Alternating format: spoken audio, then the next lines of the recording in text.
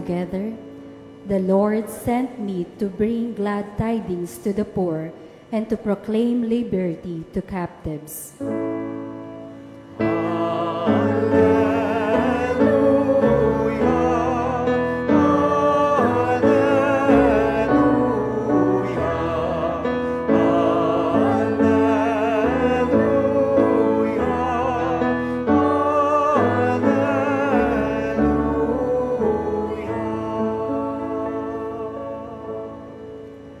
The Lord be with you. And with your spirit. A reading from the Holy Gospel according to Luke.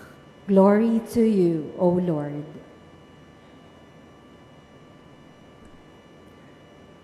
After Jesus left the synagogue, he entered the house of Simon. Simon's mother-in-law was afflicted with a severe fever, and they interceded with him about her. He stood over her, rebuked the fever, and it left her. She got up immediately and waited on them. At sunset, all who had people sick with various diseases brought them to him. He laid his hands on each of them and cured them. And demons also came out from many, shouting, "You are the Son of God." But he rebuked them and did not allow them to speak, because they knew that he was the Christ. At daybreak, Jesus left and went to a deserted place. The crowds went looking for him, and when they came to him, they tried to prevent him from leaving them. But he said to them, "To the other towns also I must proclaim the good news of the kingdom of God, because for this purpose I have been sent." And he was preaching in the synagogues of Judea. Brothers and sisters, the Gospel of the Lord. Praise to you, Lord Jesus Christ. Good evening, my dear brothers and sisters. If we would go back to our first reading today, from the beginning of the letter of St. Paul to the Colossians, you might be surprised how St. Paul characterized himself as the slave of Christ, alipin ng Panginoon. For us, it may sound a little bit bad, no, when we use the word slave. But in the original Greek, they use the word doulos, no, which means either slave or servant. But I think the important part of being a slave or a servant is not about you, but it is about who your master is.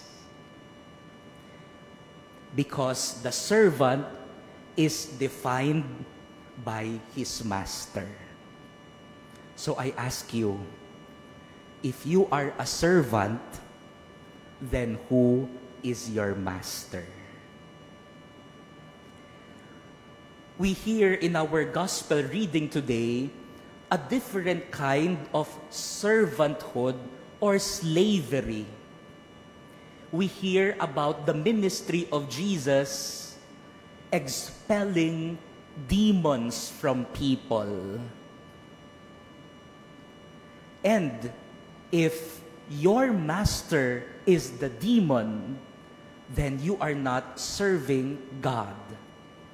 Your master is Satan. That is why we will see the difference in these two servanthood.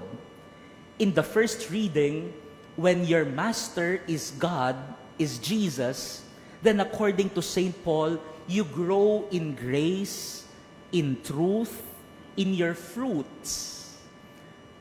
Kapag ang iyong master ay ang Panginoon, makikita yan sa iyong buhay. Ikaw ay nagliliwanag sa katotohanan, sa pag-ibig, sa kabutihan.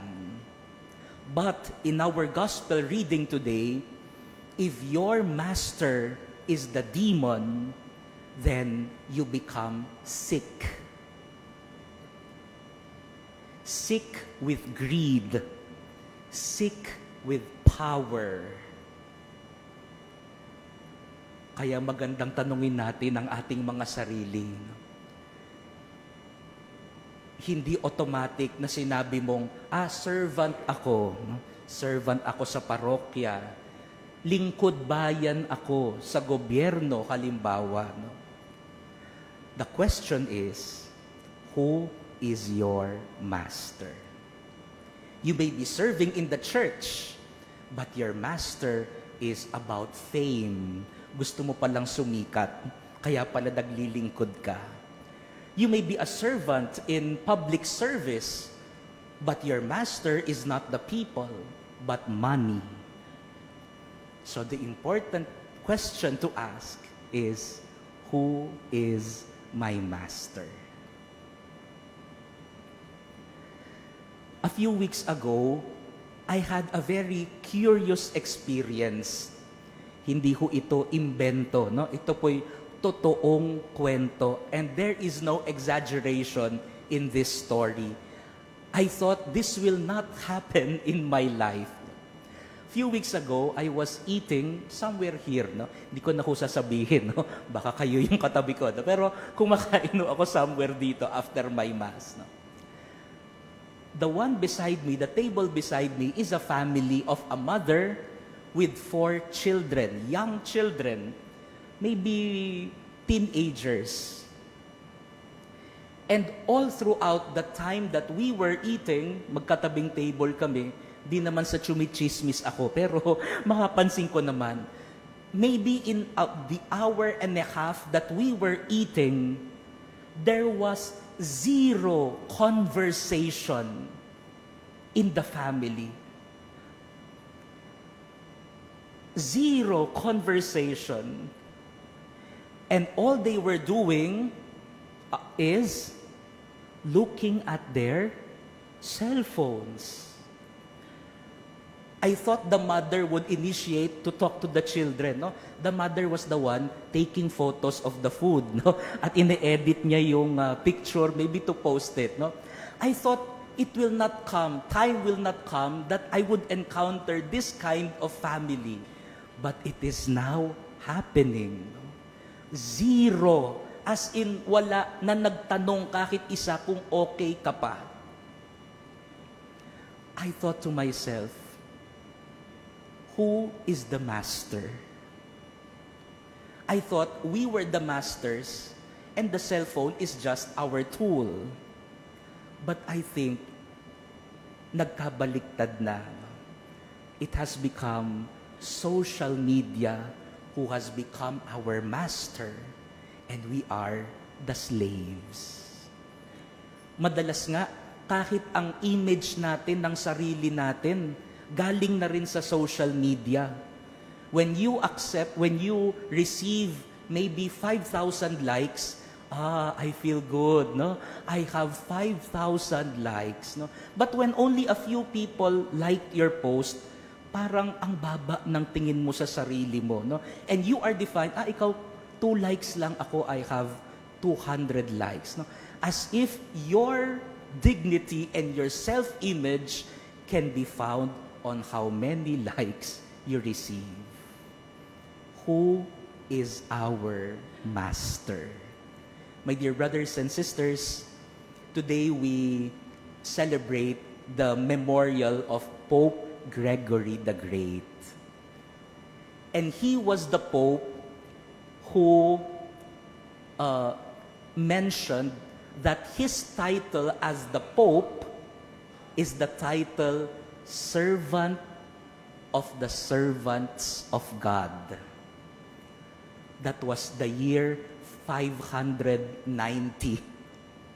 And we are now in 2025, almost more than 1,000 years after, the Pope still uses that title. The Pope is the servant of the servants of God. Who is his master? God, and the people who he is serving. My dear brothers and sisters, if we are all servants, the question is, who is our master? Amen.